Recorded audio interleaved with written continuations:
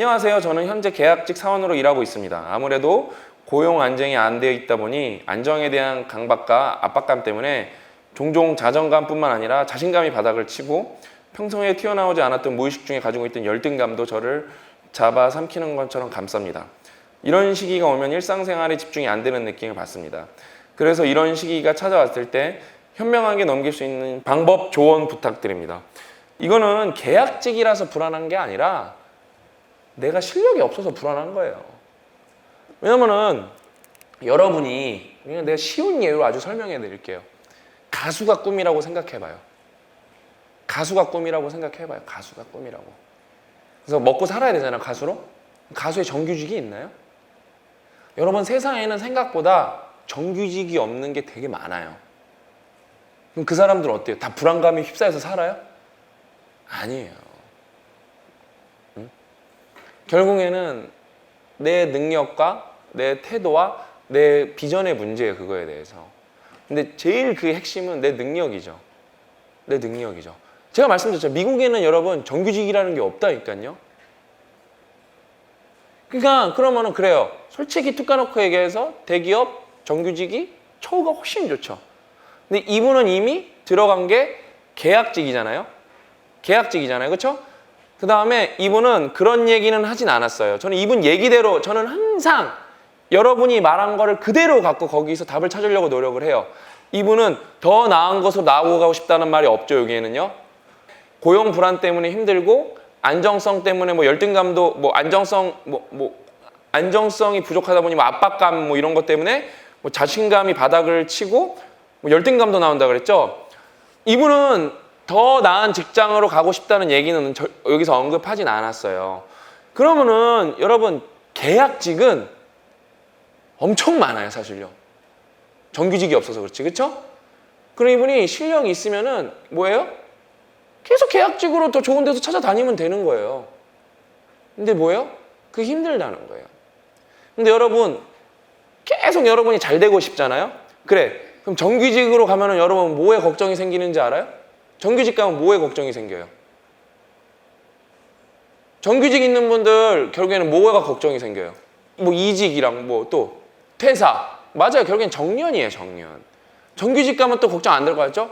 내가 이 회사에서 정년 채울 수 있나? 근데 어설프게 차장으로 하다가 잘리면 어떻게 되는지 알아요? 죽도 밥도 안 돼요. 그러면 이제 정규직에서 성공했어. 쭉 올라가. 그럼 뭐 돼요? 쭉 올라가면 뭐 돼요? 임원 돼요. 임원 되면 뭐 되는지 알아요? 다시 계약직 돼요. 그럼 임원까지 올라갔으니까 근데 그 사람은 이 사람이랑 비슷한 게 아니에요. 내가 능력이 있기 때문에 다른 데 임원으로도 갈 수도 있고 다른 데 다시 부장으로도 들어갈 수가 있는 거예요. 예? 그러니까 결국에는 여러분이 계약직이 시작과 끝이에요. 사실요. 계약직보다 조금 좋은 게 정규직이고 정규직에서 정년까지 올라가기 전에 임원 돼버리면은 어때요? 계약직 다시 되는 거예요. 그 다음에 뭐예요? 계약직보다 더 힘든 게 있어요. 자영업자. 자영업자가 제일 힘들어요. 계약직을 고용하고 있는 사람들. 제일 힘들어요. 계약직은 만약에 해고되면 그래도 다시 다른 계약직 찾아가면 되잖아요. 자영업자는 망하면 어때요? 내 돈 다 날리는 거예요. 빚쟁이 되는 거, 빚쟁이. 진짜 힘든 사람은 자영업자예요. 그러니까 근데 여기서 제가 이제 완전 다른 얘기 해드릴게요. 계약직인데도 하나도 안 그러니까 그 좀 불안감에 안 떨어하는 상대적으로 덜 떨어하는 직군이 있어요. 어떤 직군일 것 같아요? 전문직? 전문직도 많고 전문직은 근데 일반인은 아니니까 뺄게요. 뭘까요? 뭐가 있을까요? 그럼 다시 물어볼게요. 그러면은 더 좀 쉽게 물어볼게요. 요즘에 가장 인력 수요가 많은 직군이 어디가 있을까요? 예? PD요? 발에 차이는 게 PD예요. PD가 제일 취업하기 어렵고 뭐 있을까요? IT 업종 프로그래머랑 그 데이터 사이언티스트들이에요. 이 사람들은 계약직만 하는 사람들도 많아요. 그냥 자주 옮겨요. 그냥 연봉을 많이 준다는 대로. 왜? 인력이 너무 없어요. 연봉이 얼마나 비싸요. 여러분 전 판교 살잖아요. 판교에 간 건 다 그거예요. 초봉 5천 이렇게 시작해요 다. 응? 근데도 못 뽑아요. 결국에는 여러분 이 프로그래머라는 직군이 말해주는 거예요. 수요는 지금 엄청 필요한데 공급이 없어요. 어떤 공급? 양질의 일자리가. 실제로 저희 아는 지인분이 그 뭐 작은 기업 하시는데 프로그래밍 하는 회사인데 이런 얘기를 하더라고요. 선임 연구원이 있었는데 그 사람이 이직을 한 거예요. 갑자기 뭐 어느 병원에서 큰 프로젝트가 있어가지고 그래서 되게 안타까웠죠. 근데 그게 프로젝트가 무산이 된 거예요. 다시 데리고 온 거예요. 다시 와줘서 고맙대요. 그리고 이 선임이 다시 안 나게끔 되게 관리를 하고 있대요. 그 사람 대표거든요. 지금 프로그래머 직군이 이 정도. 왜냐면 워낙 이 수요가 많은 공급에 수요가 많다 보니까 너무 귀하죠. 저도 그분 얘기 듣고 좀 놀랐어요. 온 거에 되게 감사하고 있더라고. 어떻게 하면 더 잘해줄까 이 고민을 하고 있고. 근데 여기 또 숨겨진 함정이 있어요. 그래서 이제 막 그러면 이제 인터넷에 막 그런 거 있어요. 뭐 6개월 만에 데이터 사이언스 되기. 그런 사람들은 돼도 거의 취업 못 해요. 그래도 이제 희망이 싹트기 시작은 해요. 왜냐면 워낙 수요가 많기 때문에. 근데 거의 못 해요, 거의. 왜냐면은 일단 데이터 사이언스라는 거는 생각보다 통계를 많이 알아야 되고 생각보다 수학을 훨씬 많이 알아야 돼요. 코딩이 전부가 아니에요. 어떻게 보면 통계가 핵심이에요, 통계가. 그래서 생각보다 6개월의 얕은 지식으로는 거의 안 돼요. 거의 안 돼요, 거의. 근데 그러니까 고급 인력은 막 그렇게 내가 만약에 고급 프로그래머는 막 다 데려가려고 난리야, 난리. 배달의 민족은 여러분 이제 성공한 스타트업이죠. 주 4.5의 평균 개발자 연봉이 평균 9천이에요. 배달의 민족은 주 4.5일. 그 다음에 김봉진 대표가 자기는 주 4일까지 가려는 게 목표래요. 근데 개발자는 거의 없어요. 근데 계약직을 두려워하지 않는다니까요. 그 다음에 금융업은 거의 다 계약직이 되게 많아요. 금융업 자체가. 그 대신 연봉이 큰 뭐 이렇게 트레이더들 계약직이 되게 많아요. 근데 실력 있으면 어때요? 다 데리고 간다니까요. 결국에는 계약직이 핵심이 아니에요, 이거는요. 뭐가 핵심이에요? 실력이에요, 실력. 그러니까 완벽하게 정확하지 않지만 제 아는 형님이 그 대기업이 되게 조직 문화가 거춘 군대식이었고 별로 이렇게 직원 분위기가 아니었어요. 근데 거기서 대기업에서 약간 같은 비슷한 업종의 중소기업으로 가신 거예요. 근데 연봉을 좀 더 높게 받고 가셨어요. 같은 업종이기 때문에. 근데 거기서 월급이 안 나온 상황이 벌어진 거예요. 월급이. 그래서 이분이 갑자기 고민을 하기 시작한 거예요. 자기 거의 10몇 년 만에 처음으로 월급을 안 받아봤대요. 나이도 있는데. 그래서 이직을 하려고 하는데 그 바닥이 되게 넓지 않아요.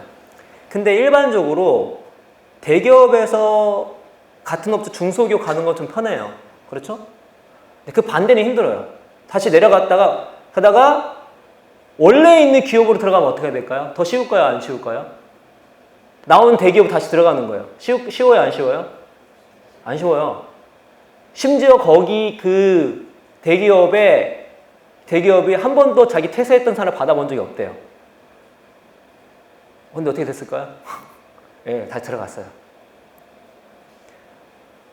왜 들어갔냐면 그냥 딴 거 없이 실력이 있으니까. 제가 싫어하거든요. 제가 그것 때 얘기를 많이 했었는데 들어갔어요. 때로는 우리가 되게 뭐 이런 제도니까 물론 그 제도 한 번도 바뀌진 않죠. 근데 기본적인 이 비즈니스에서 뭐냐면 무언가 프로젝트를 하고 뭔가 하면 사람이 필요해요. 그 적합한 사람을 찾으면 때로는 거기 갖고 있는 얼만큼 오랫동안 전통인지 모르겠는데 그걸 깰 정도라니까요. 심지어 자기 회사를 나가는 사람이었는데. 그리고 그런 직원에 대한 친화적인 그 회사도 아니었는데 다시 들어가서 직장생활을 지금 하고 있습니다. 그리고 제가 이제 어제 간만에 우리 직장 상사였던 이제 그때는 부장님이었지만 이제는 상무님이 된 이제 제 직장 상사를 만났는데 그냥 제가 이제 저는 이제 삼성 사람이 아니니까 제 옛날 이제 동료에 대해서 얘기를 하겠죠. 이 사람은 잘하고 이 사람은 못하고. 제가 되게 냉정하게 말해요. 뭘 들어 빵빵 책임은 참 착하고 일도 열심히 하지 않냐고. 저랑 되게 친한데 근데 수석감은 아니라고. 전 되게 냉정하게 말해요. 그래서 그걸 이겨내야 된다고. 근데 다 동의해요. 그 다음에 우리 이제 그 상무님이 전무될 몇 안 되는 후보 중이고 부사장까지 될 몇 안 되는 후보 중이기 때문에 저랑 공감대가 많이 형성이 돼요. 그러면서 제가 그 3년 퇴사하고 2년 만인가 3년 만에 만났거든요. 만나도 즐거워요. 1시간 동안 만나는데 진짜 별의별 얘기 다 하는데 이제 그때가 이제 상무님이 부서로 옮겼을 때인데 완전 이제 다른 부서로 옮겼는데도 다시 들어올 생각 없냐 이래요. 예? 아, 나 다시 들어가기 싫다 그랬죠 제가. 근데 다시 들어올 생각 없냐. 그래서 내가 물어봤어요. 그냥 근데 말장난으로. 이제 저 있을 때는 부장이었으니까 뭐 이렇게 막 아무나 뽑아주고 그럴 수 있는 권한은 없었는데 상무가 됐으니까 내가 물어봤어요. 상무 되면은 상무님이 나 뽑겠다고 하면 뽑을 수 있어요? 그럼 상무 정도 되면 뽑을 수 있지 그러는 거예요. 나 들어간다면 받아줘요? 받아주지 그래요. 예?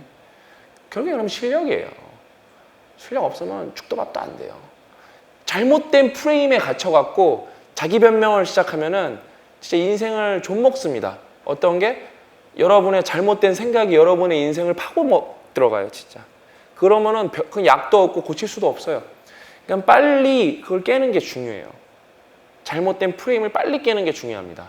계약직이라서 괴로운 게 아니라 내가 실력이 없어서 괴로울 확률이 높다라고 제가 냉정하게 말씀드리면서 그래도 기운 내라고 또 응원해드리면서 제가 뭐 그거죠. 대학 중퇴 고졸에 계약직 그리고 사회생활 시작했으니까 뭐 그게 오히려 더 안 좋을 수가 있겠네요.